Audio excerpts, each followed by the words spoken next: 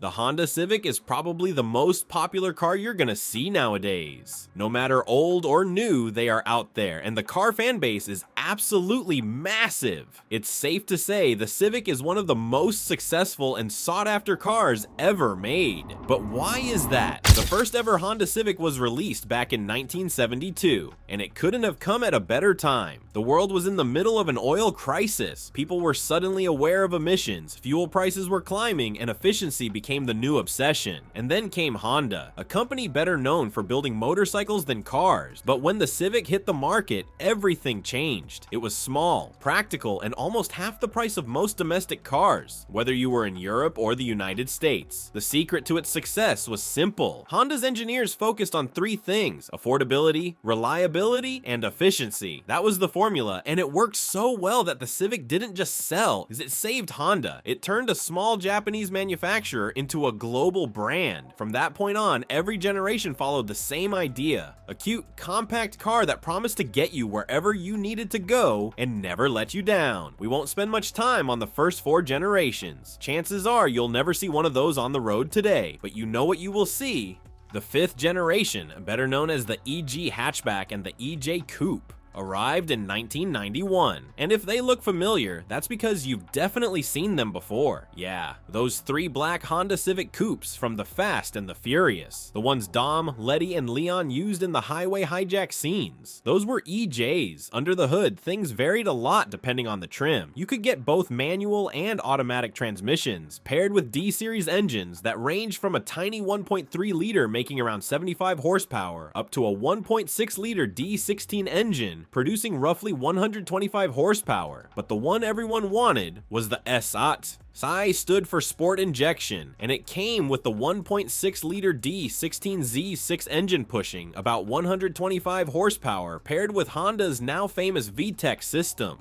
Some models came with single overhead cams, others dual depending on the market. In Europe, Honda took it even further with the VTI trim, a proper performance version featuring the 1.6 liter B16A engine producing around 158 horsepower. That engine turned the Civic from a simple economy car into a genuine street weapon. This was the era where the Civic wasn't just practical anymore. It was fun, fast, and endlessly tunable. Then came 1995, the 6th generation, better known as the EK. It came in every shape you could think of: sedan, coupe, and hatchback. And to this day, it's probably the most common Honda Civic you'll still see on the road. Once again, Honda offered a wide range of engines. Everything from the small 1.3 liter D series making around 75 horsepower, up to the 1.8 liter B series putting out about 140 horsepower in the top trims. But this generation also brought something new. For the first time, Honda decided to experiment with a diesel engine, a 1.7 liter option mostly sold in Europe that made around 100 horsepower. And then it happened. In 1997, Honda announced the EK9, the first ever Civic Type R. It took the world by storm. Under the hood was a 1.6 liter B16B dual overhead cam engine with VTEC, producing around 182 horsepower, paired with a close ratio 5-speed manual. It was raw, light, and incredibly responsive.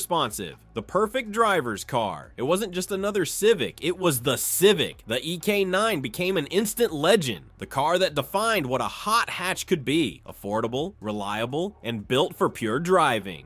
By the year 2000, Honda decided to shake things up again, and if you thought the trims and engine options before were confusing, this generation took it to another level. The 7th generation Civic was introduced as 2 very different cars. In Europe, you got the cool-looking EP hatchback, compact, sporty, and full of character. But in the United States, things were a little different. The Civic there turned into a pretty standard-looking sedan. Once again, Honda offered a bunch of engine choices, but here's the thing: only Europe got the good stuff. That meant the EP3 Type R, powered by the 2.0 liter K20 engine, a proper driver's car. Meanwhile, across the ocean, the US got something else: a 1.3 liter hybrid. Not exactly the same excitement level. This was the moment the Civic started to show 2 sides, one chasing performance and the other focused on economy and everyday comfort. The trend continued into 2005 with the launch of the 8th generation. Once again, Honda decided to build two different Civics. The United States got the FD sedan, while Europe received the FN hatchback. Two completely different cars sharing the same name. Depending on where you lived, engine options ranged from the small 1.4-liter L13 to a 2.2-liter diesel.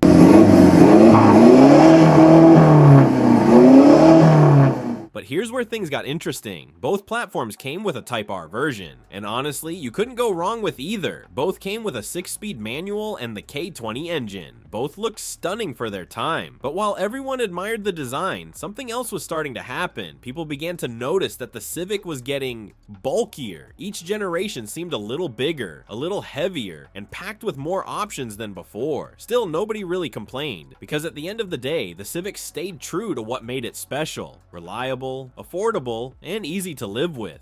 Then in 2011, Honda released the 9th generation Civic, arguably the most boring generation of them all. Once again, the US got the sedan, while Europe received the hatchback. Same story, different year. There were plenty of engine and transmission options, but the US model at least had one highlight, and the side trim. It came with a 2.4-liter K24 engine, making around 201 horsepower, and paired with a 6-speed manual. Meanwhile, Europe and Japan got something a little more special, the FK2 Type R. It was only produced for 2 years, starting in 2015, and it was the first Type R to feature a turbocharged K20 engine pushing around 306 horsepower. Pretty impressive on paper. But that's kind of where the excitement ended. Both platforms felt disconnected, not exactly thrilling to drive, and the styling wasn't winning anyone over either. It just didn't have the spark Civics were known for. Sales weren't terrible, but they weren't what Honda expected either. Enthusiasts started to lose interest, and for the first time in a long time, it felt like the Civic had lost its edge. Honda needed to do something.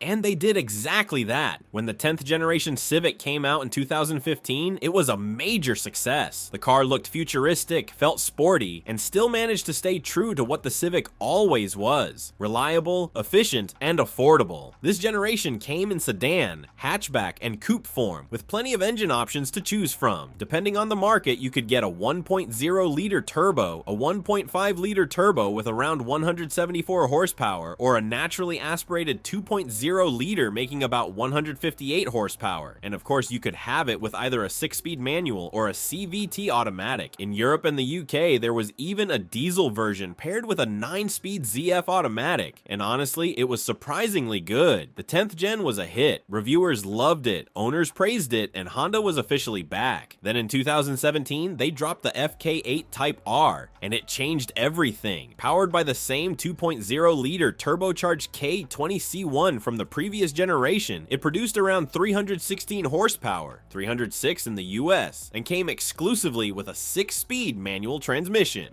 And nobody complained. The FK8 became a global success, winning awards, setting track records, and outselling every Type R that came before it. Honda had redeemed themselves. The Civic was cool again. And now, back to the present day, the 11th generation. It comes in two main forms, sedan and liftback. Base models are powered by a 1.5-liter turbo engine, making around 180 horsepower, while higher trims and hybrid versions use a 2.0-liter engine, producing roughly 200 horsepower combined. You can still get it with either a 6-speed manual or a CVT automatic, depending on the trim. Then in 2022, Honda revealed the FL5 Type R, the newest evolution of the Civic's performance legacy. Under the hood, the same 2.0-liter K20C1 turbo engine as before, this time pushing around 315 horsepower and paired with a 6-speed manual. It's more refined, more dynamic, and arguably the most complete Civic ever built. It won multiple Driver's Car of the Year awards and was praised globally for doing what the Civic does best: being practical, fun, and incredibly reliable. Even after all this time, the Civic still feels familiar, still exciting to drive, still efficient, at least as much as a turbocharged K20 can be.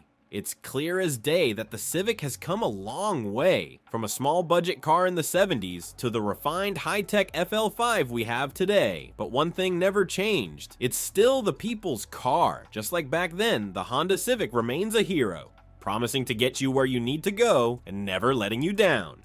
Let me know in the comment section below which is your favorite model, and I'll see you next time.